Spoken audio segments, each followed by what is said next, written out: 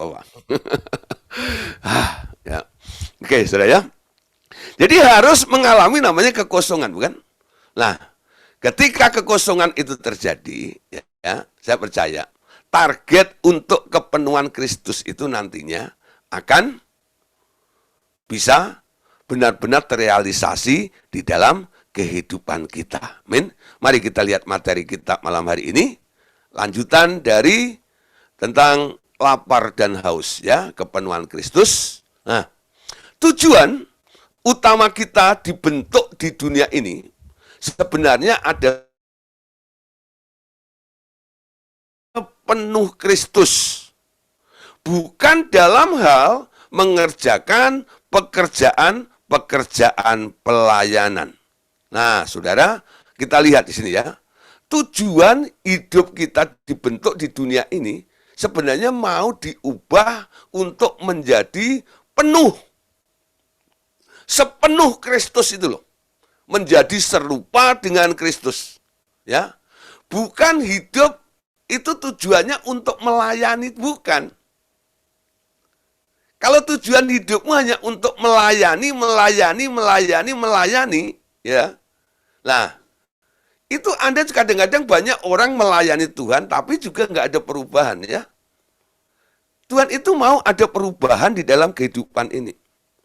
Berubah dari manusia menjadi seperti Kristus. Itu target untuk dikembalikan kepada pola dasar. Ketika Allah menciptakan manusia, marilah kita menjadikan manusia menurut rupa dan gambar kita.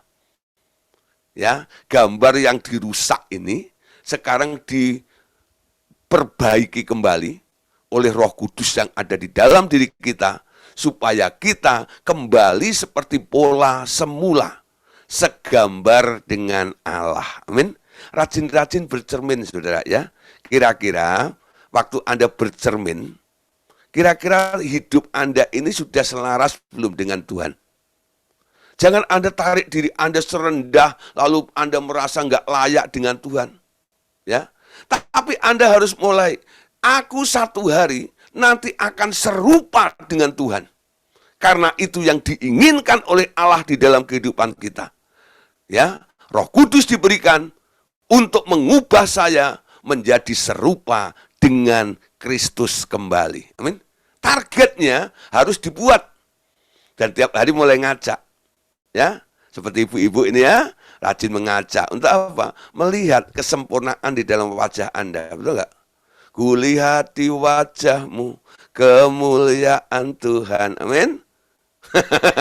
Ayo coba ya, tiap hari Anda lihat ada perubahan atau tidak dalam setiap hari. Ada update tidak? Ya, hidupmu bertambah baik atau tidak? Ada keserupaan dengan Tuhan atau tidak? Dalam pikiran, perkataan, dan perbuatan. Amin. Pak, tapi kan Tuhan Yesus tetap sama dulu, sekarang, sampai selama-lamanya. Loh, Anda nggak boleh. Yesus nggak boleh berubah. Ya, kalau Tuhan Yesus berubah, nggak dijadikan standar. Ya, standarnya Yesus. Untuk apa? Supaya Anda yang rusak ini harus dikembalikan, berubah menjadi sama seperti Yesus itu. Amin. Nah, saudara, Anda harus berubah. Tiap hari harus ada perubahan. Paling enggak nanti ada komentar dari lingkungan kita. Saya lihat hidupmu itu semakin hari kok semakin tambah baik ya. Karaktermu semakin baik. Senyummu semakin manis. Ya, cara berpikirmu semakin mulia ya. Kamu kok semakin sabar dan luar biasa. Kenapa sih? Rahasianya apa ya? Oh, rahasianya ikut Zoom tiap malam. Bukan, karena saya mau mengosongkan diri saya dan rela untuk dipenuhi dengan pikiran Kristus. Amin. Itu rahasianya. Bukan ikut Zoom, saudara. Nggak semua yang ikut Zoom berubah kok. Betul nggak ya? Ya? Amin lagi. Harus berubah, amin. Ya, nah, harus berubah, amin. Nah, saudara, ini harapan kami sebagai pengajar. ya, supaya Bapak Saudara bisa merespon firman yang kita bagikan sehingga bisa mengubah dalam kehidupan kita. Nah, Saudara, emang apa salahnya dengan pelayanan? Tadi kan dikatakan tujuan utama kita dibentuk di dunia adalah masalah menjadi sepenuh Kristus. Bukan dalam hal mengerjakan pekerjaan pelayanan. Ya, kenapa? Karena, nah di sini ada di materi kita, pelayanan dan pekerjaan itu adalah sarana agar Anda dilatih dan disempurnakan menjadi seperti Dia, bukan sebaliknya. Amin. Banyak orang goalnya pelayanan, lalu Tuhan hanya menjadi sarana. Ya, tapi sekarang kita merupakan sarana. Ketika Anda mulai punya hati melayani, ya, berarti Anda mau nurut sama Tuhan, bukan? Rela untuk diperintah, untuk melakukan apa saja yang diperintahkan oleh Dia. Itu jiwa pelayan.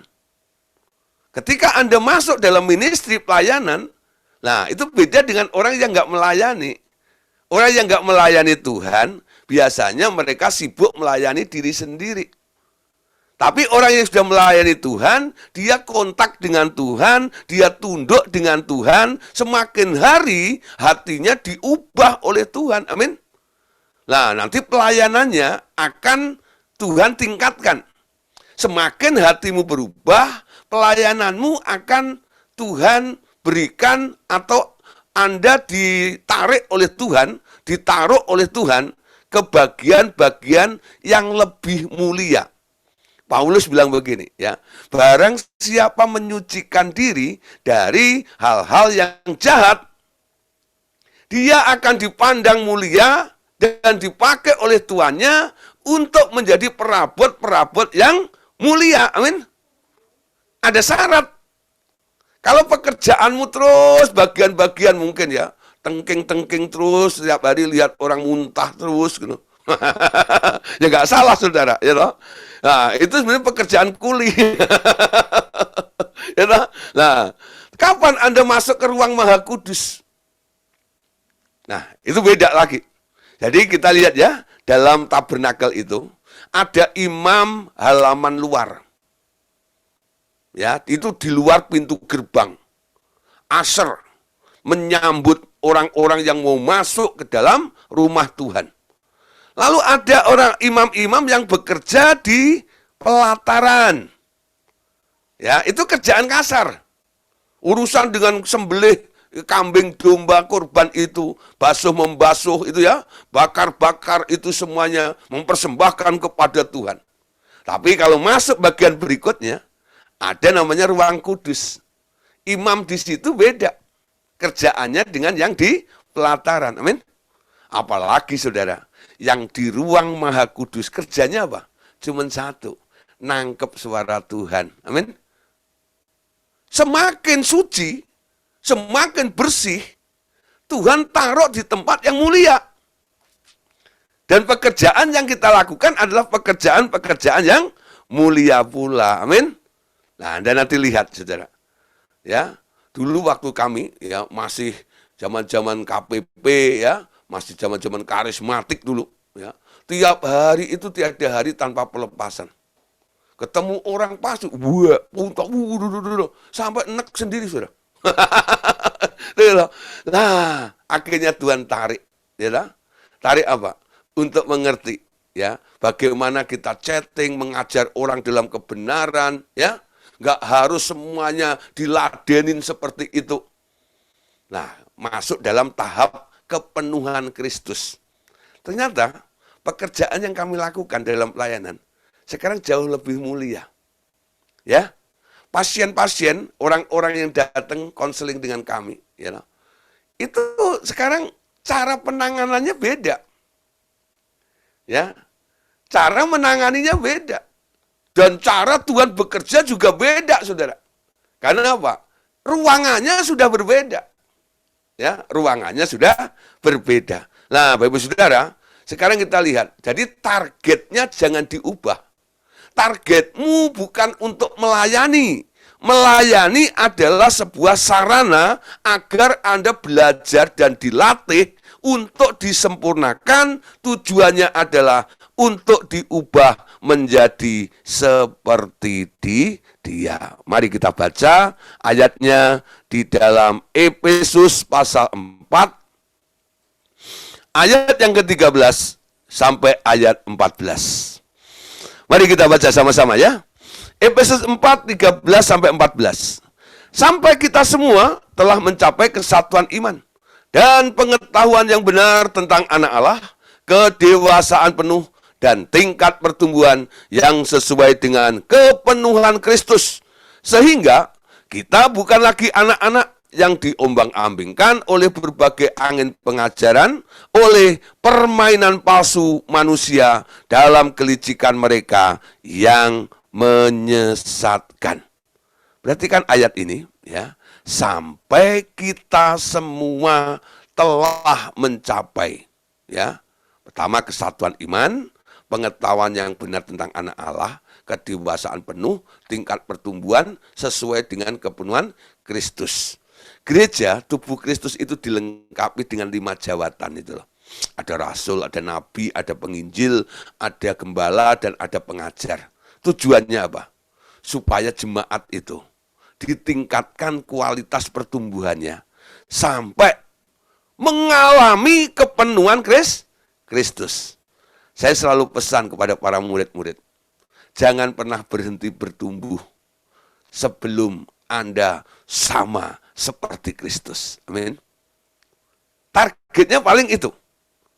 Anda harus serupa dengan Dia. Menurut predestinasi yang Tuhan sudah nyatakan di dalam Roma 8 ayat 28. Kita tahu bahwa Allah turut bekerja untuk mendatangkan kebaikan bagi orang yang mengasihi Dia. Ayat 29, ya, kita yang dipanggilnya, kita yang dipilihnya, kita juga ditentukannya untuk menjadi serupa dengan gambaran anaknya. Itu ketentuan. Siapa yang menentukan? Bapak. Dia menentukan Bapak Ibu Saudara harus menjadi serupa dengan Tuhan Yesus. Amin. Nah, Anda boleh tiap hari katakan seperti Yesus, seperti Yesus. Itu saja ku minta. Amin.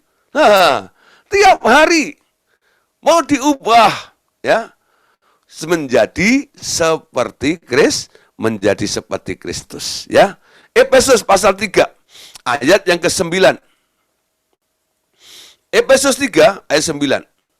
Dan dapat mengenal kasih itu yang melampaui segala pengetahuan, aku berdoa supaya kamu dipenuhi di dalam seluruh kepenuhan Allah.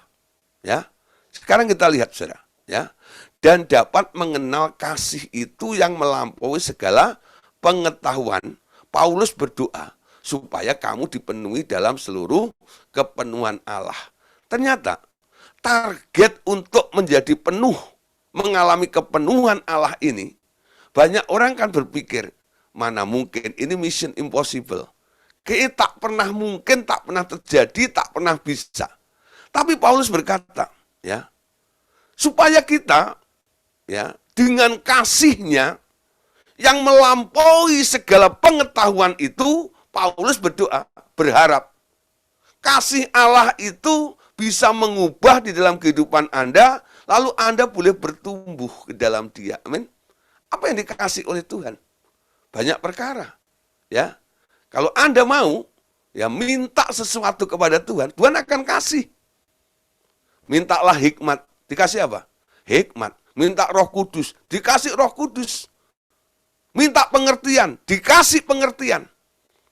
Bapakmu di surga itu, Tuhan katakan, kalau bapak di dunia aja, anaknya minta apa? Telur, nggak dikasih kalajengking, bukan? Nah, kalau Anda minta hikmat, kira-kira dikasih apa? Dikasih hikmat. Kalau Anda minta pengertian, dikasih apa? Dikasih pengertian kepada Bapak segala roh itu. Karena namanya pengertian, hikmat itu roh. Mintalah kepada Bapak segala roh. Jadi mintanya bukan kepada Tuhan Yesus, mintanya bukan kepada Roh Kudus, mintanya kepada Bapa. Ya. Jadi kalau roh hikmat, wahyu, pengertian, itu mintanya kepada Allah Bapa. Amin. Bapak, ya, beri saya pengertian. Nanti roh pengertian masuk ke dalam diri Anda, sehingga apa yang Anda alami, apa yang sedang Anda kerjakan, Anda ngerti cara untuk mengerjakannya dan mengatasinya. Amin. Minta roh pengertiannya. Dengan Anda mengerti, lalu Anda bisa mengerjakannya, Anda bertumbuh. Anda punya pengalaman. Amin. Nah, apa bedanya hamba Tuhan sama jemaat? Jemaat selalu berharap hamba Tuhan itu, padahal hamba Tuhan itu juga manusia sama seperti Anda, bukan? Kenapa sih hamba Tuhan itu ngerti cara mengatasi persoalan Anda, sementara Anda kok tidak mengerti? Karena si hamba Tuhan itu ketika dia nggak mengerti, dia minta roh pengertian tentang masalahmu kepada Bapak. Amin. Sehingga Bapak kasih tahu, ya, dia sampai mengerti bagaimana menyelesaikan masalahmu. Nah, diberi hikmat. Nah, sekarang ya, harusnya Anda jangan menempatkan diri terus jadi jemaat seperti itu. Ketika persoalan datang, kalau hamba Tuhan ya itu diberi hikmat untuk menyelesaikan masalah, Anda pun juga boleh meminta. Yakobus berkata, kalau di antara kamu ada yang kekurangan hikmat, mintalah kepada Allah. Ya, yang tidak membangkitkan itu, dia akan memberikan hikmat kepadamu. Amin. Nah, minta kepada Bapa segala roh itu. Dengan kasih dia berikan, yaitu kasih yang melampaui segala akal, keterbatasan Anda ini, Paulus berharap supaya semua orang nantinya dipenuhi di dalam seluruh kepenuhan Allah. Amin. Begitu juga Bapak Saudara, malam hari ini.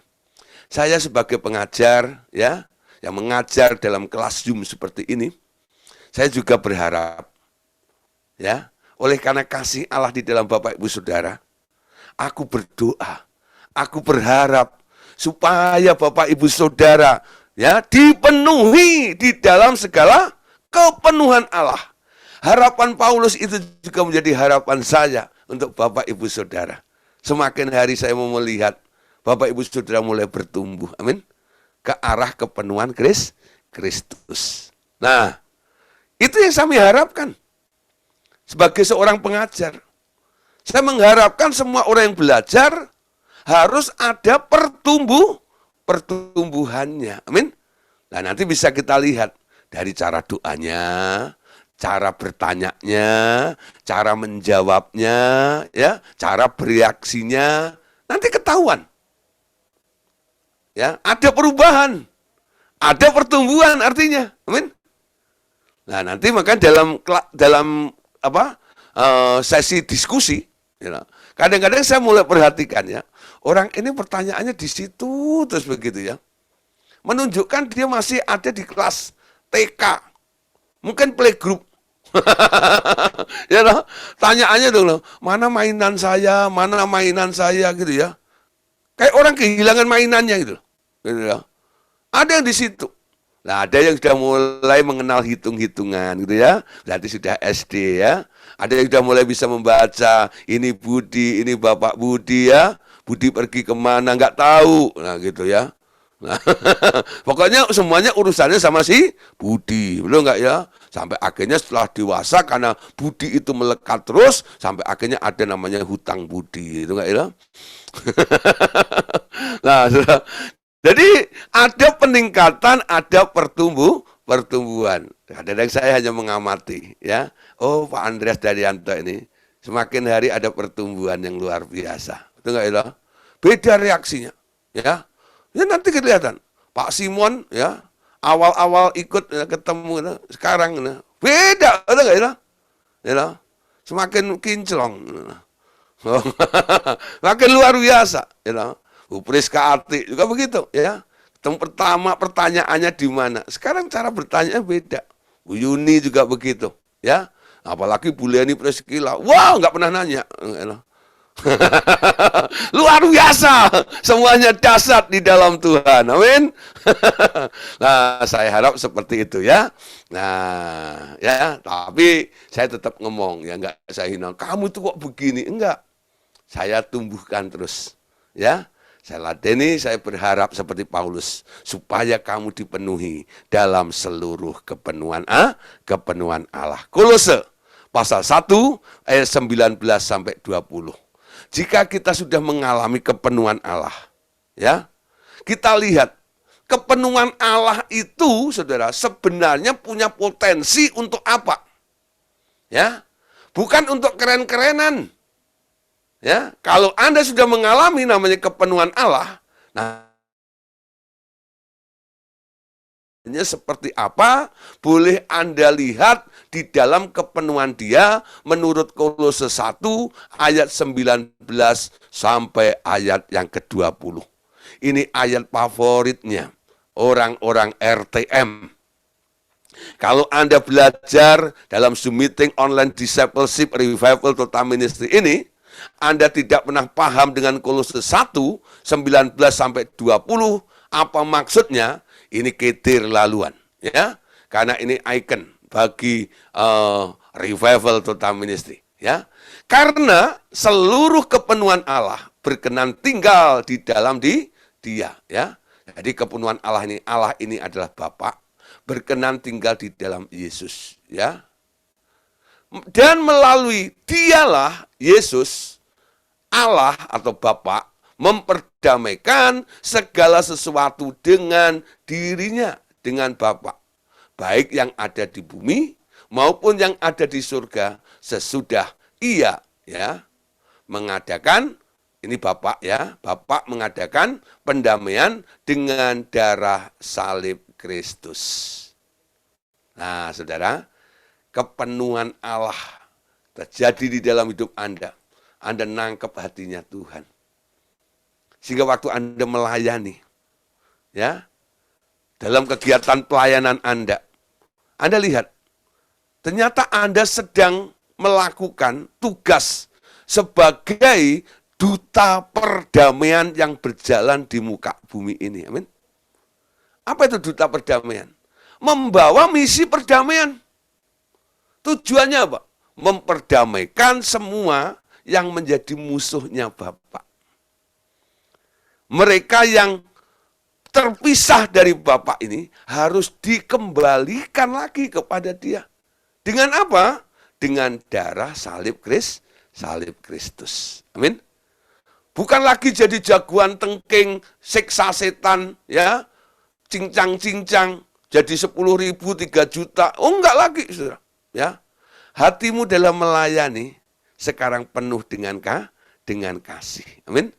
Nah, ini orang yang sudah mengalami kepenuhan Kristus. Nanti punya hati yang sama seperti Kristus juga. Amin. Nah, Yohanes 1, ayat 16 sampai 17. Target mencapai kepenuhan Kristus ini, ya. Kalau Anda sudah sampai ke situ, dikatakan di sini, dalam Yohanes 1, 16, 17. Karena dari kepenuhannya, kita semua telah menerima anugerah demi anugerah. Sebab hukum Taurat diberikan melalui Musa, tetapi anugerah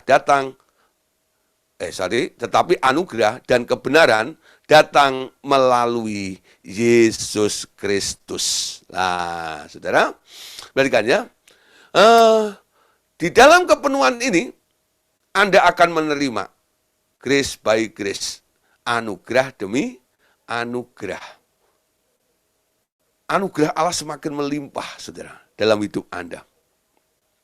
Kalau saya bicara anugerah, ya, jangan Anda artikan atau Anda mikir, wah ini akan kelimpahan duit gitu loh. Ya, saya tidak bicara tentang itu. Anugerah, ya, kalau Anda boleh ada saat ini anugerah, amin. Kalau saya boleh mengajar, melayani, dan banyak orang mulai ikut dalam anggota Zoom seperti ini, saya anggap itu anugerah, betul? Anugerah itu ternyata sebuah kesempatan untuk Anda bisa mengerjakan sesuatu untuk Tuhan. Itu grace, anugerah, ya. Di dalam kepenuhan ini, nanti saudara, Anda akan dibawa dari anugerah kepada anugerah. Itu yang saya alami, saudara ya. Nah, saya mulai melihat Tuhan itu membawa ke dalam level, ya. Level ini, level berikutnya, naik terus, naik terus, naik terus. Karena dia berkata, ya, aku akan mengangkat engkau menjadi kepala bukan ekor. Aku akan membawa engkau naik tak pernah turun. Itu memang keinginan Tuhan. Dan itu adanya di dalam grace, di dalam anugerah. Tuhan akan membawa Anda naik level, amin. Naik tingkat. Terus semakin hari, dibawa naik tinggi, tak terasa nanti saudara, Anda melihat, Anda sejajar dengan Kristus. Jadi Anda meningkatnya ini, sampai ke level Kristus itu karena grace, karena anugerah. Tapi kalau anugerah itu hanya Anda pikirkan, atau artikan kelimpahan duit, gitu toh, ya Anda nggak nyampe seperti Kristus, amin. Anugerah itu kesempatan. Anda bisa berubah, itu anugerah, amin. Saya pernah saksikan ya tentang Pak Andreas. Pak Andreas itu karena dia merasa dulu hebat, ya, murid cum laude, ya, orang pintar dan sebagainya. Apa yang dia pikirkan, dia merasa itu paling benar. Ya, sampai nggak ada yang bisa menegur dia. Satu kali dimasuk sabatikal, ditegur Roh Kudus mau berubah. Ya. Dan mulai bikin buku 6. Dia bilang buku 6 itu buku revisi. Saya direvisi oleh Tuhan. Saya dikoreksi oleh Tuhan. Dan mau. Wah, saudara, langsung saya beri salam. Selamat. Ya adalah. Selamat, Pak. Ini anugerah. Oh, Pak bisa dikoreksi. Ya, dia bilang ketawa gablok saja. Ada aja. Iya, dan semua orang itu kaget juga. Ya, Andreas mau dikoreksi. Nah, anugerah, saudara. Betul enggak? Anda mengalami anugerah dalam jenis apa ini? Kalau Anda bisa berubah, itu anugerah. Amin. Namanya manusia itu nggak bisa berubah loh, saudara. Karena manusia itu bandel, daging, betul nggak ya? Yang bisa merubah itu roh. Karena ada roh Allah di dalam diri Anda. Jadi kalau Anda bisa berubah itu bukan karena Anda, ya, itu karena anugerah Tuhan. Sehingga seperti lagu yang kita nyanyikan tadi ya, ku ada sebagaimana ku ada, ya. Besar anugerahmu, melimpah kasihmu, ya. Kenapa lagu ini nggak dikatakan melimpah dompetmu? Oh, bukan gitu. Melimpah kasihmu. Semakin hari semakin bertambah. Apa?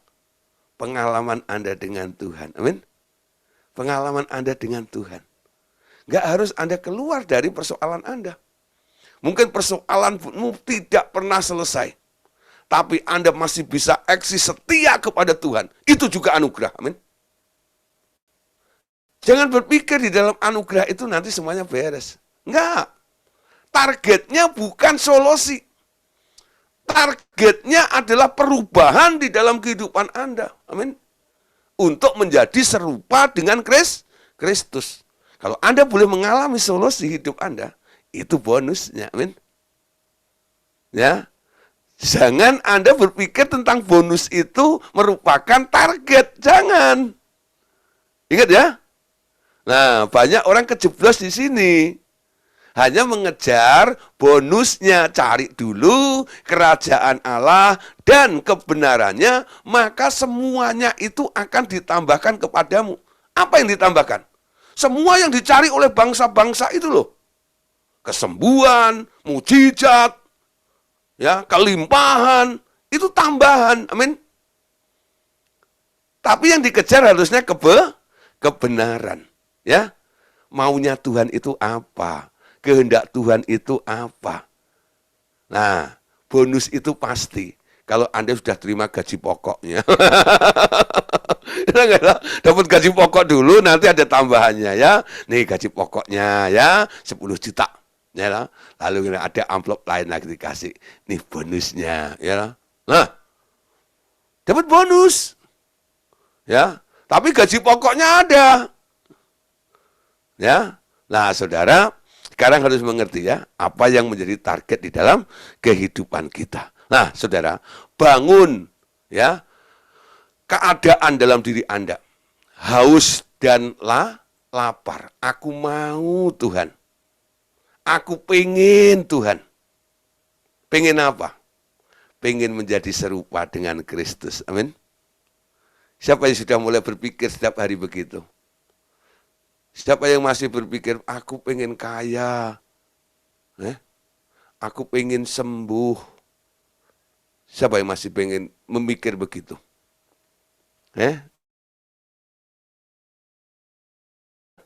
Nyari Tuhan, ya, ketemu Tuhan, targetnya supaya sembuh, supaya kaya. Bukan supaya sempurna. Yesus pernah ketemu dengan anak muda kaya. Ya, ditanya ini dan itu, akhirnya Yesus bilang apa? Kalau kamu mau sempurna, jual hartamu, bagikan kepada orang miskin, lalu ikutlah aku. Kabur, saudara. Nah,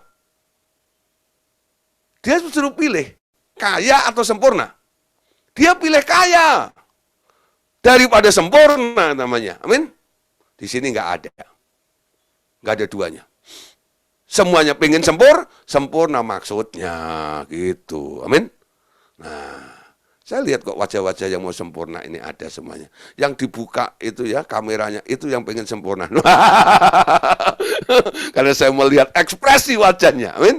Nah, Saudara. Nah, sekarang kita lihat berikutnya, Saudara, ya. Nah, Anda harus mulai ya, tanamkan haus dan lapar itu. Kesadaran akan target yang harus dicapai akan membangkitkan kehausan dan kelaparan akan kebenaran dan merupakan dorongan dari dalam hati seseorang untuk menjadi sempurna. Amin. Perhatikan ya.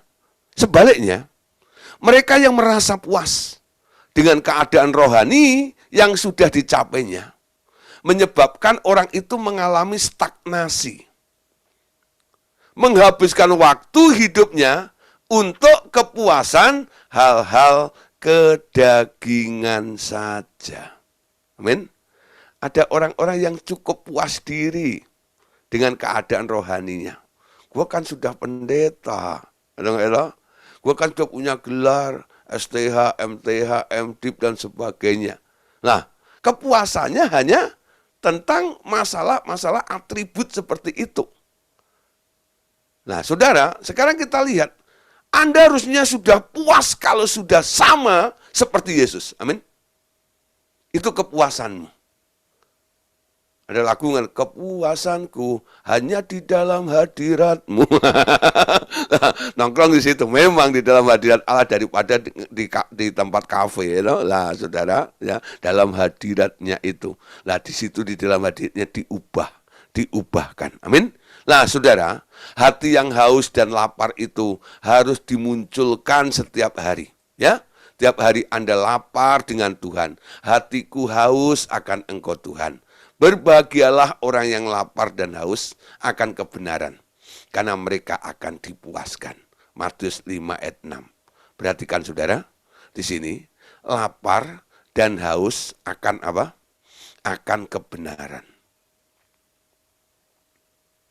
Apa yang menjadi kerinduan Anda? Apa yang menjadi keinginan Anda?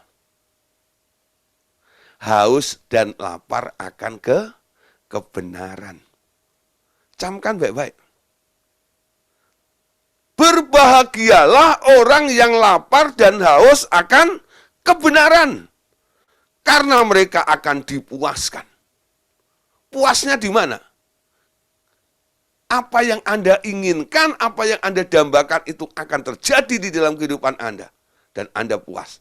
Akhirnya saya sampai juga seperti Yesus. Amin. Dalam pikiran, perkataan, dan perbuatan. Kenapa? Karena Anda cari kebenaran. Ketika kebenaran itu Anda dapatkan, kamu akan mendapatkan mengetahui kebenaran, dan kebenaran itu akan memerdekakan kamu. Apa? Betul? Apa artinya memerdekakan? Apa yang salah di dalam dirimu akan dikoreksi oleh kebenaran itu. Kalau Anda mau cari loh. Ya. Tapi kalau Anda cari pembenaran beda. Ada beberapa orang kadang-kadang itu saya geleng-geleng kepala ya, bukan geleng-geleng kaki ya, geleng-geleng kepala. Ya. Karena apa? Datang itu ngobrol dengan saya, banyak ngomongnya, ya. Mulai saya simpulkan, oh orang ini ternyata ya dengan omongannya yang AIU sampai hampir 2 jam itu, saya simpulkan dia sedang mencari pembenaran, bukan sedang mencari kebenaran. Saya coba, saya lawan, nggak bisa terima. Tapi Pak, gini, ini kan gini, banyak sekali alasannya, ya, banyak sekali dalihnya. Supaya apa? Apa yang sedang dia lakukan, apa yang dia alami itu, ya, dia berharap saya sebagai seorang hamba Tuhan bilang, Pak, cocok, bagus. Ketika saya bilang salah, nggak benar, dia marah. Itu namanya cari pembenaran. Lalu saya bilang, ya, saya tidak bisa bilang itu benar. Kalau Bapak nggak puas, silahkan cari orang lain, saya bilang. Ya, cari orang lain. Nah, saudara, tergantung nih nanti ketemu hamba Tuhan yang bagaimana. Kalau hamba Tuhan ini punya prinsip, ya, punya integritas, dia akan ngerti dan bisa akan mendidik orang-orang yang hanya sekedar mencari pembenaran. Amin. Nah, orang-orang yang cari pembenaran biasanya saya supaya dia dibenarkan, lah nanti ada ganjelnya, disuap, ya, ditabuk pakai amplop, buak, ya, buak, isinya tebel, ya, buka 10 juta, ya, Pak bilang bener lah, gitu, 10 juta loh. Nah, saudara, Anda lihat pernah ya satu kali. Simon orang tukang sulap itu ya, dia kan pernah datang pada Petrus loh. Berikan itu Roh Kudus kepadaku, aku rela bayar. Petrus bilang apa? Kulihat hatimu hitam, kamu nggak pantas terima Roh Kudus itu. Apalagi kamu beli dengan duitmu itu, binasalah engkau dengan duitmu juga. Wah, tegas itu hamba Tuhan, betul nggak? Dia nggak bisa dibeli dengan duit. Karena dia punya integritas yang luar biasa. Amin. Nah, Anda harus berdiri, punya prinsip dalam kebenaran, supaya Injil kebenaran itu boleh Anda sampaikan. Berbahagialah orang yang lapar dan haus akan kebenaran, tidak mencari pembenaran. Amin. Nah, kalau Anda tidak mau bagaimana? Ada nubuat yang ditulis dalam kitab Amos, pasal 8, ayat yang pertama. Ini nubuatan. Sesungguhnya waktu akan datang, demikianlah firman Tuhan Allah, aku akan mengirimkan kelaparan ke negeri ini, bukan kelaparan akan makanan dan bukan kehausan akan air, melainkan akan mendengar firman Tuhan. Nah, saudara, selama Tuhan berkenan ditemui ini, cari Tuhan. Ini masih kesempatan, anugerah Allah melimpah ruah. Anda boleh baca Alkitab, Anda boleh beribadah, masih boleh memuji Tuhan. Nanti kalau sudah waktunya, saudara, ada aturan. Nggak boleh menyembah Tuhan. Ketahuan. Wah. Dan Anda baru nyadar pengen cari Tuhan. Nah, saudara, jangan sampai Tuhan mengirimkan atau membuat kondisinya seperti itu. Ya. Mumpung masih gampang mencari Tuhan.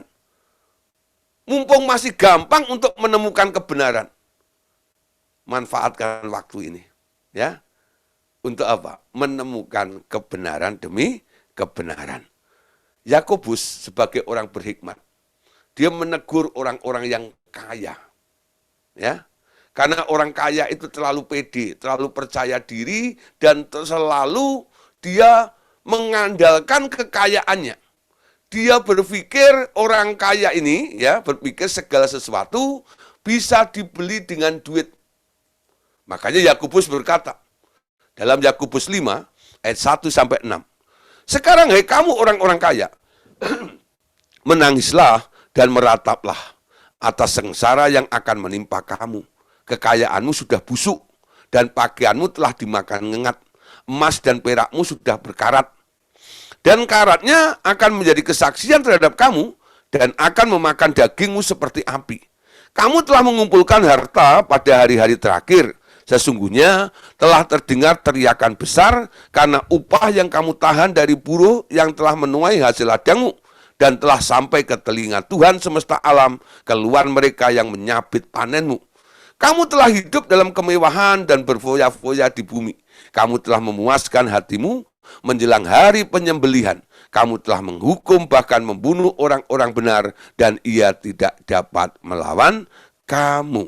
Nah, saudara, jadi ada orang-orang yang sering merasa dirinya bisa membeli dengan apa yang dia punya. Tapi sebenarnya, saudara, target untuk menjadi sempurna ini hanya bisa Anda lakukan kalau Anda mengandalkan Tuhan dan pertolongan Roh Kudus. Nah, oleh sebab itu, orang-orang yang haus dan lapar akan Tuhan ini akan dipuaskan. Siapa yang memuaskan? Yang memuaskan Tuhan. Ya, bagaimana Anda bisa puas dengan Tuhan? Anda harus ketemu dengan Tuhan. Amin. Alami perjumpaan dengan Tuhan. Amin. Alami perjumpaan pribadi dengan Tuhan. Ya. Perjumpaan pribadi dengan Tuhan. Ya. Sampai Tuhan mengenal engkau dan engkau juga mengenal Tuhan, ya. Hanya engkau pribadi yang mengenal hatiku, ya. Itu dari Tuhan. Anda pun harus bisa, Tuhan, aku kenal engkau. Kenapa? Kita pernah ketemu, ya. Kita pernah berjumpa dan kita pernah ngobrol, kita pernah kongko, ya. Kita pernah ngobrol bersama. Nah, saudara, orang-orang yang mengalami perjumpaan dengan Tuhan akan memiliki kesaksian yang kuat dalam hidupnya. Pemberitaan yang diberitakannya, yang disampaikan kepada orang lain, nggak akan ada orang yang bisa membantahnya. Kenapa? Dia punya buktinya. Dia punya kesaksiannya. Ada kesaksian yang hidup, ya. Ini bukan kata orang, tapi aku sendiri mengalaminya. Amin. Ingat kisahnya Ayub. Ya. Sebelum Ayub ini berjumpa langsung dengan Tuhan. Ayub itu ketika diterpa dengan masalah, goyang, saudara. Ya. Goyang sampai hampir mau jatuh. Nah, akhirnya Tuhan datang dalam badai kepada Ayub itu. Dia tantang si Ayub. Ayub, berdiri kau. Betul nggak, ya? Berdiri sebagai laki-laki. Aku punya urusan sama kamu. Ya. Ketika berjumpa dengan Tuhan. Akhirnya Ayub pasal 42. Ayub berkata, dulu kata orang aku mengenal Tuhan. Amin. Tapi sekarang mataku sendiri melihat. Aku jumpa dengan Tuhan. Anda lihat ya. Orang yang nggak punya pengalaman perjumpaan dengan Tuhan. Ketika masalah datang, goyang, saudara. Walaupun dia orang saleh. Ayub itu punya gelar loh. Dia saleh, dia baik, dia jujur. Betul nggak? Orang saleh, orang baik, orang jujur ini, takut akan Tuhan ini, tapi dia tak punya pengalaman pribadi jumpa Tuhan. Kenal Tuhan hanya katanya. Amin. Jangan jadi orang Kristen katanya. Ya, satu kali nih ada orang ya mengamen di restoran. Dia pakai kacamata hitam. Lalu nyanyi, saudara. Lagunya lagu sederhana. Lagu anak-anak itu yang dinyanyikan. Burung kakak tua katanya. Tinggal di jendela katanya. Nenek sudah tua katanya. Giginya ompong semua katanya. Ya, trek jung li la la la lu lu lu. Nah, pokoknya terserah lu lah gitu ya. Li lalu lale. Terserah gitu. Tapi saudara, yang menjadi perhatian orang di situ itu lalu panggil dia. Pak pengamen sini. Saya heran. Itu lirik lagunya kan nggak begitu. Betul, burung kakak tua, ya, hinggap di jendela, gitu. Nah, nenek memang sudah tua, kalau masih kecil namanya bayi, gitu ya. Nah, giginya ompong semua, gitu. Kenapa? Semua itu selalu ditambahi dengan akhiran katanya. Lalu dia buka kacamatanya. Maaf tuan-tuan, maaf saudara-saudara, ya, maaf bapak ibu saudara. Saya nggak bisa melihat, saya buta. Jadi si pengamen itu pengamen buta. Dia jujur. Kalau enggak, saudara, dia kan jadi bahan ketawaan. Burung kakak tua, hinggap di jendela, nenek sudah tua, giginya tinggal 2. Kamu kan buta, mana bisa lihat nenek tua? Emang kamu tahu giginya 2? Emang kamu tahu burungnya kakak tua itu ya, hinggap di jendela?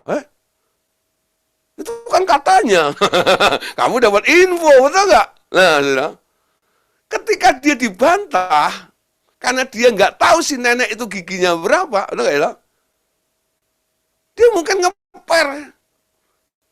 Ya mungkin lah, bisa 2, bisa 3. Ya, nenek yang mana dulu? Ya, nenek yang sana giginya ompong tinggal 3, yang di situ tinggal 1. Yang sana ompong semua. Yang 2 kemana ya? Ya? Oh, pulang ke Banyumas. Umpama gitu ya. Lah saudara gitu ya. Jadi dia tuh nanti jadi kayak gampang goyah gitu loh. Jawabannya nggak mantep. Ya. Tapi kalau orang melihat, aku lihat itu burung kakak tua.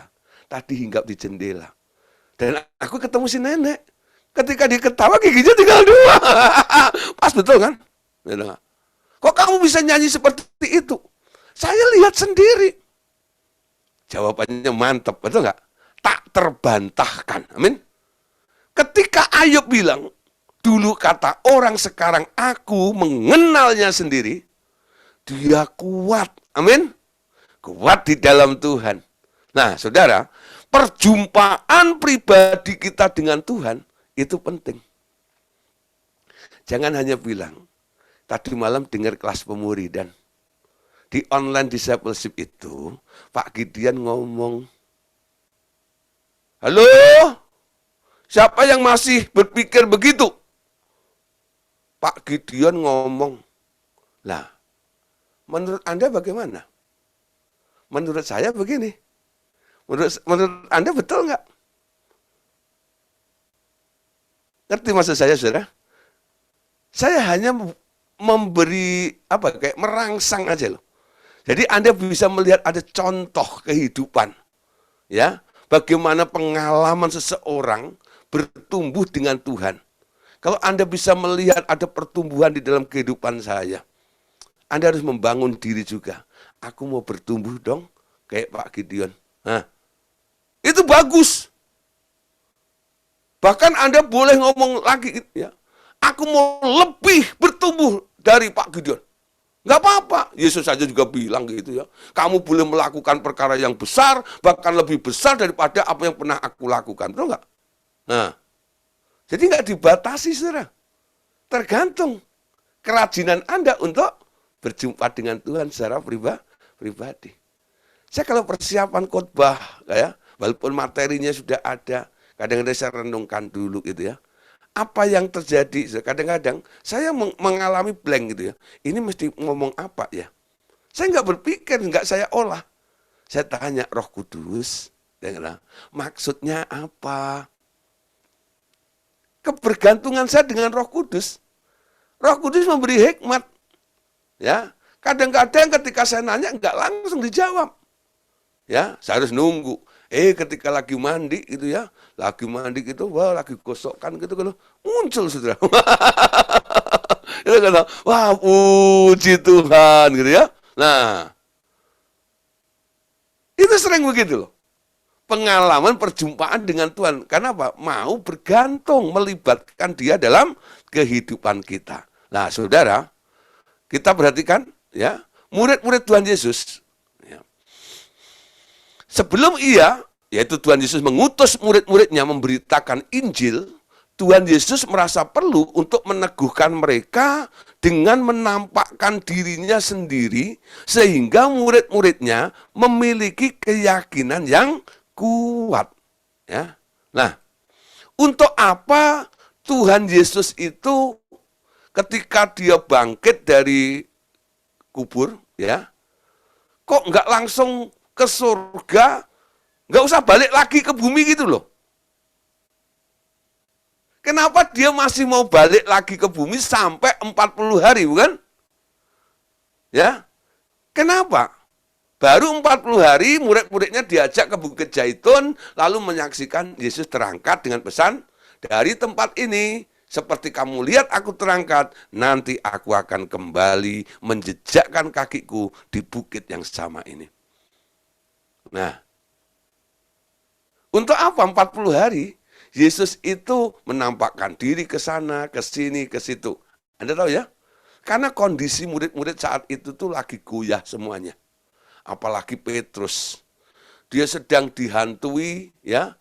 Dia sedang dikuasai perasaan bersalah yang luar biasa. Karena telah mengkhianati gurunya. Ya, menyangkal gurunya. 3 kali itu loh. Dan belum murid-murid yang lainnya yang masih bingung. Karena beritanya simpang siur. Ada yang bilang Yesus dicuri oleh murid-muridnya, mayatnya dicuri, dia nggak bangkit. Tapi Maria yang datang ke situ, dia mendengar ada tukang kebun, katanya bilang, kenapa kamu cari yang hidup dari antara orang mati? Dia sudah bangkit. Kain kafannya digulung di situ rapi. Dia sudah bangkit. Nah, karena keberadaannya nggak pasti seperti ini, Yesus harus turun untuk meyakinkan mereka. Kalau hari ini kita bisa berkata, Yesus bangkit, Yesus naik, Yesus hidup. Kenapa? Karena Yesus menyatakan dirinya, bukan? Dia datang kepada murid-muridnya ketika mereka sedang berkumpul dalam ketakutan. Dia masuk ke ruangan yang dikunci itu. Dia menyapa murid-muridnya, Shalom Alaihim. Sontak mereka takut. Karena apa? Wah, kok ada makhluk bisa tahu-tahu nembus tembok. Ya loh. Mereka bilang, hantu, hantu. Yesus menenangkan mereka. Bukan, aku bukan hantu. Hantu nggak punya daging. Nih, ayo sini, raba ini. Ya, mereka baru terbuka. Wow, guru. Betul nggak ya? Nah, kala itu Thomas nggak ada di situ. Ketika Thomas datang, dikasih tahu sama teman-temannya. Ya, Tom, bukan Tommy and Jerry, bukan. Tom, gitu ya. Nah, mas itu kan orang Jawa, betul nggak ya? Nah, ya Tom, Thomas, betul nggak ya? Tadi Tuhan Yesus ke sini, guru tadi datang, gitu loh. Dia bilang, nggak percaya, betul nggak ya? Nggak percaya. Sebelum aku tusukkan jariku ini ke dalam tangannya yang berlubang itu, aku tidak percaya. Ditantang sama sama Thomas. Yesusnya ketemu sama Thomas akhirnya. Lalu disamperin Thomas. Thomas, nih tanganku, bekas paku. Ayo, colokin di sini. Thomasnya, enggak. Nah, ya, enggak tahu ya. Beberapa orang yang masih ragu, beberapa orang yang masih bimbang, disamperin sama Yesus. Jadi Yesus meneguhkan. Ketika mereka berjumpa dengan Yesus, apa yang menjadi kekhawatiran, apa yang menjadi pertanyaan di dalam dirinya terjawab. Amin. Sehingga dia bisa memberitakan kepada orang lain dengan yakin. Nanti kalau ada orang-orang ya yang yang mendengar berita dari murid-muridnya. Tahu enggak? Yesus itu sudah bangkit dan naik ke surga. Ah, enggak percaya. Kok kamu enggak percaya? Aku lihat loh. Ini pengalaman saya dengan dia. Gini. Nah, saudara, pengalaman Anda dengan Tuhan itu adalah bukti yang tak bisa terbantahkan. Amin. Alami sesuatu dengan Tuhan. Perjumpaanmu dengan Tuhan itu. Amin. Ayo kita lihat ayatnya, saudara. Nah, ya, sekarang kita lihat dulu ya. Sekarang ternyata banyak hamba Tuhan bangkit memberitakan Injil tanpa pernah melihat atau berjumpa secara pribadi dengan Tuhan. Kesaksian mereka tidak akan pernah sekuat mereka yang telah berjumpa secara pribadi dengan Tuhan. Ternyata banyak hamba Tuhan, pendeta-pendeta yang tadi itu, burung kakak tua katanya, tinggal di jendela katanya. Ya. Nah, selalu andalannya apa? Referensi. Anda tahu referensi artinya? Memakai pengalaman orang lain ya, untuk dirinya. Itu namanya referensi. Saya dulu punya buku referensi. Saya paling suka dengan John Wesley. Saya punya tafsirannya.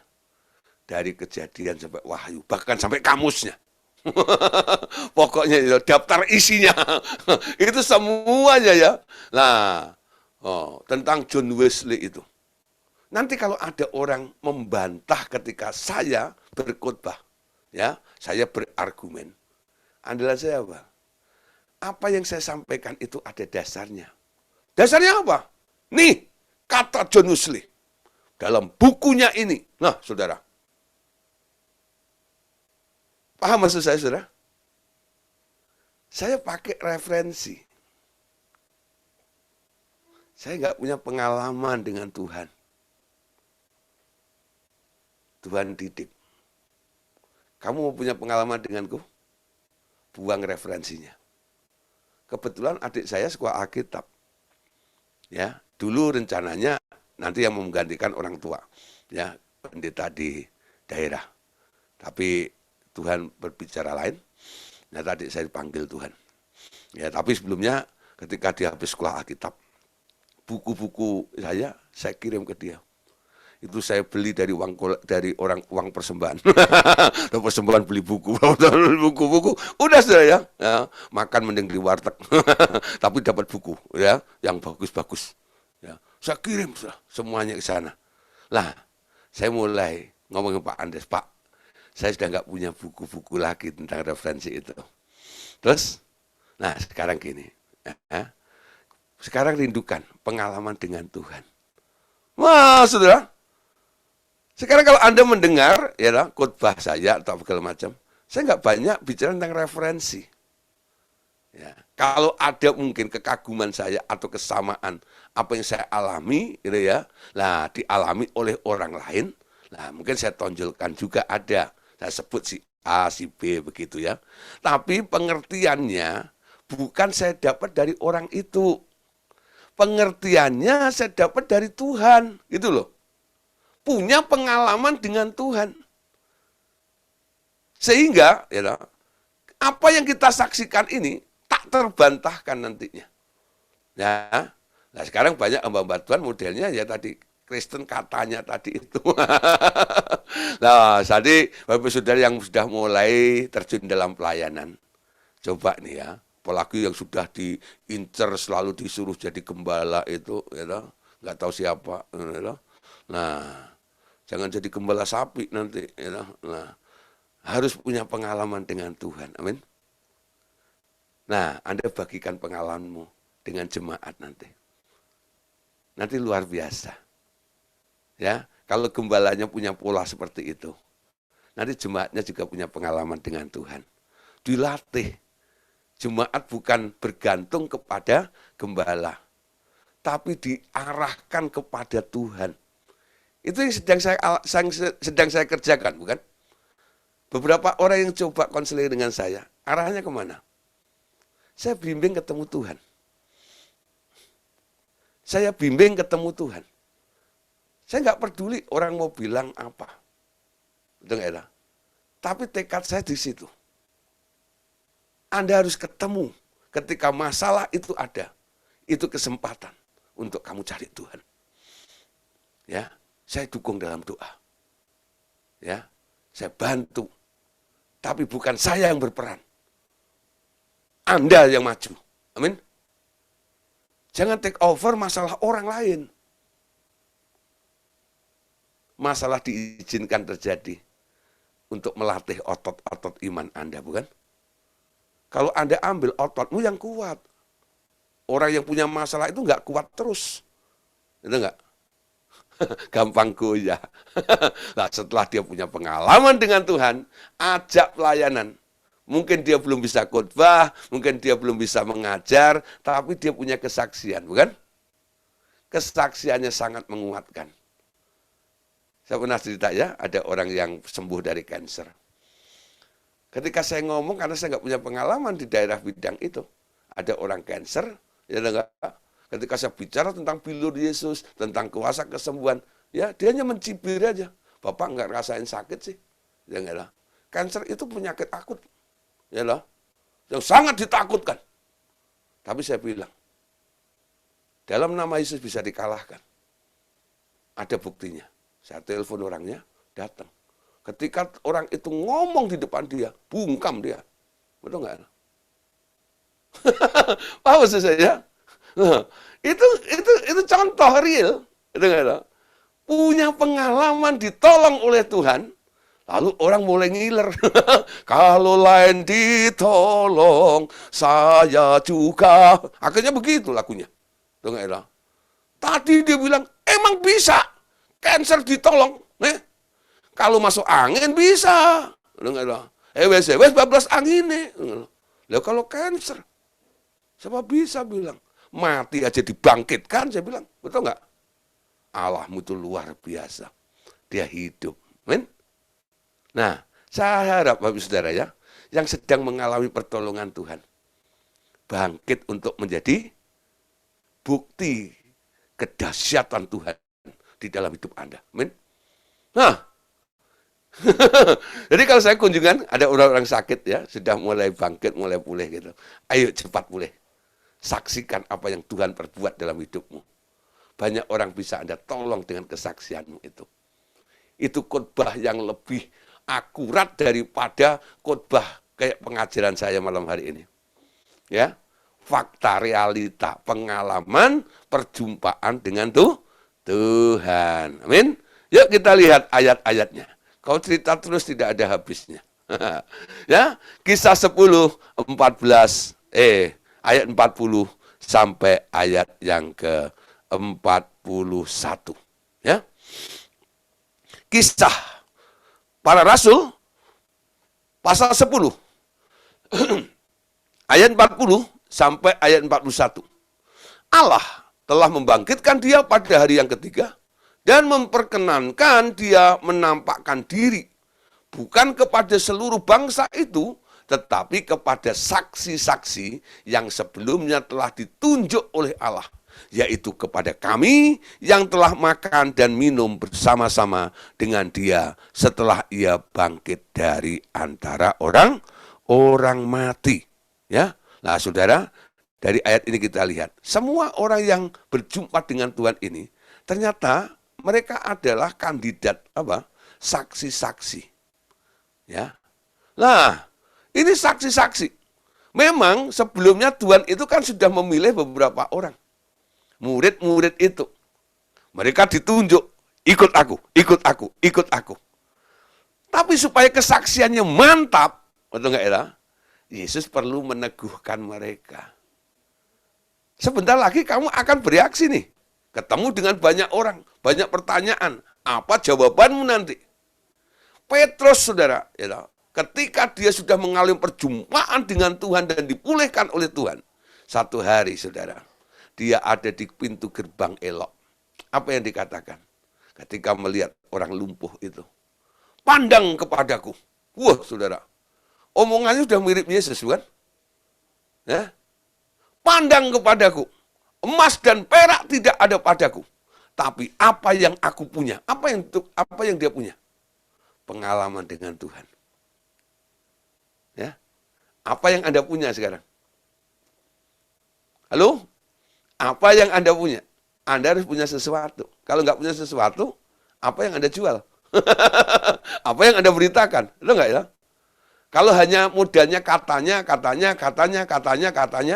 bukan milik Anda itu. Anda harus punya pengalaman pribadi dengan Tuhan. Seperti Petrus. Ya, lihat kepadaku. Ya, apa yang ada padaku akan kuberikan padamu.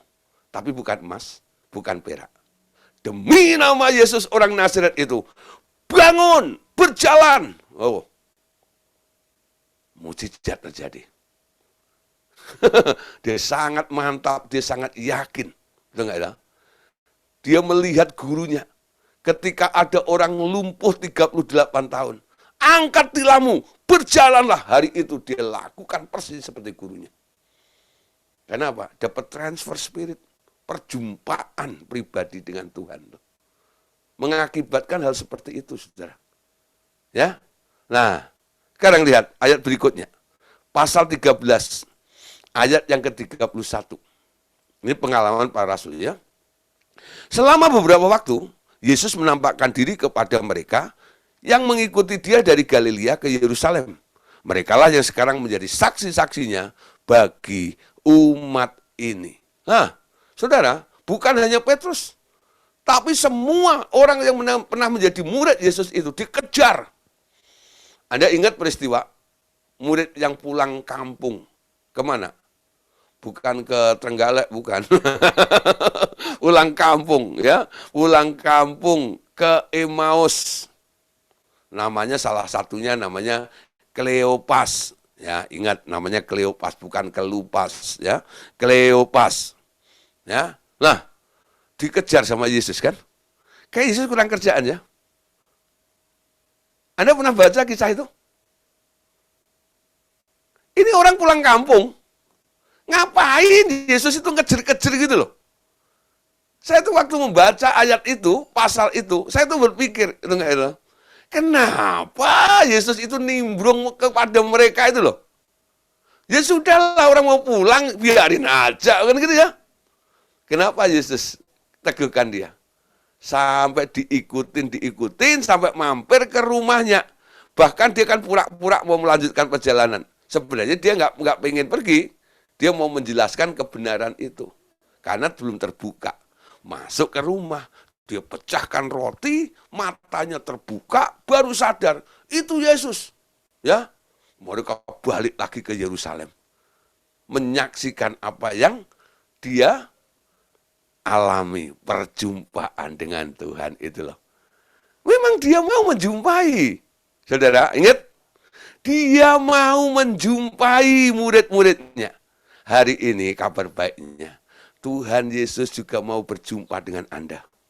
Tapi Anda terlalu sombong. Nggak mau tahu, nggak mau berjumpa dengan dia. Amin. Kalau berjumpa cuma satu alasannya, Tuhan tolong saya. Tuhan penuhin dompet saya. Tuhan urus suami saya. Tuhan cariin istri saya. Tuhan ubah anak saya. Jadi kalau nyari Tuhan, pengen ketemu Tuhan, ujung-ujungnya Tuhan Anda peralat. Betul nggak? Ketemu Tuhan untuk apa? Supaya Tuhan meneguhkan. Anda punya pengalaman dengan dia. Amin. Bukan mengejar itunya, bukan. Itu bonusnya. Anda harus menemukan kebenaran di dalam Yesus itu loh.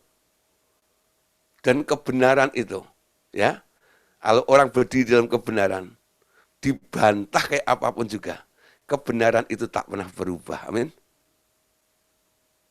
Ngerti saudara maksud saya? Mendapat kebenaran karena berjumpa dengan Tuhan, kesaksian enggak terbantahkan. Kalau orang ngomong bohong, betul enggak ya? Dia akan pelin-pelan. Tapi kalau dia ngomong benar, dia akan bilang maju tak gentar membela yang benar. Amin. bergerak serentak, maju tak gentar, membela yang benar, ya. Nah, ayat terakhir untuk malam hari ini. Siapa lagi yang dijumpai oleh Tuhan Yesus? Selain 12 murid, selain 70 murid, ternyata Tuhan Yesus menjumpai Paulus. Yang kala itu namanya sebelumnya bukan Paulus, yaitu Saulus. Dan profesinya adalah anti kepada murid Yesus. Tapi di tengah jalan dijumpai dalam bentuk cahaya yang menyilaukan. Itu Saulus jatuh. Saulus ditanya, siapa engkau? Jawabannya apa? Aku, Yesus, orang Nazaret itu. Yang engkau aniaya itu. Paulus mengalami perjumpaan dengan Tuhan. Indah ya? Walaupun harus mengalami mata buta. Tapi Tuhan menyembuhkan. Dan ternyata Tuhan memilih Paulus itu menjadi alatnya. Dia suruh Ananias untuk berdoa ya kepada Saulus. Lalu Saulus didoain, melek lagi, diubah namanya. Dari Saulus menjadi Paulus. Dan menjadi hamba Tuhan yang sangat militan. Luar biasa. Ya, kenapa Paulus begitu berani? Karena dia kenal Tuhannya. Amin. Nah, 1 Korintus 15 ayat 7 sampai ayat yang ke-8. Selanjutnya, ia menampakkan diri kepada Yakobus, kemudian kepada semua rasul. Yang paling akhir dari semuanya ia menampakkan diri juga kepadaku, sama seperti kepada anak yang lahir sebelum waktunya. Amin. Nah, saudara, kalau Paulus ya akhirnya dijumpai oleh Tuhan. Saya harap malam hari ini, nanti malam Anda ambil waktu. Anda berjumpa dengan Tuhan. Besok pagi bangun tidur, Anda berjumpa dengan Tuhan. Setiap saat Anda mulai berjumpa dengan Tuhan. Sampai nanti Anda mengerti, Tuhan itu pengen mengutarakan banyak perkara kepada Anda. Waktu doa pagimu nggak cukup. Anda harus ambil waktu. Saat teduh, mungkin Anda harus bikin sabat ya pada Tuhan. Karena dia mau berbicara dengan Anda selama 3 hari mungkin. Dia butuh waktumu, konsentrasimu selama 3 hari. Anda harus meluangkan waktu juga. Untuk menangkap keseluruhan daripada isi hatinya. Amin. Lupakan doa laporan. Lupakan doa keluhan. Kenali Tuhanmu. Amin. Nah, besok kita akan lanjutkan ya. Ketika kita berjumpa dengan Tuhan, kita mulai punya hubungan pribadi dengan Tuhan. Amin. Nah, di grup WA, kadang-kadang kan ada grup WA, isinya orang banyak ya. Nanti kalau ada berita-berita yang sifatnya pribadi, personal, nanti dibilang nih, boleh enggak? Nanti aku japri ya. Japri. Ya, jalur pribadi. Amin. Waktu Anda mendengar firman bersama seperti ini grup namanya. Nanti pengalamanmu dengan Tuhan lebih daripada semua yang kita bicarakan di grup ini. Amin. Karena yang diutarakan di grup ini sifatnya umum. Semua orang boleh tahu, semua orang boleh mengerti. Nanti yang rahasia, yang pribadi, Tuhan akan singkapkan, beritahu secara langsung dengan Bapak, Ibu, Saudara. Amin. Oke, puji Tuhan, Tuhan Yesus memberkati kita semuanya. Amin. Ya.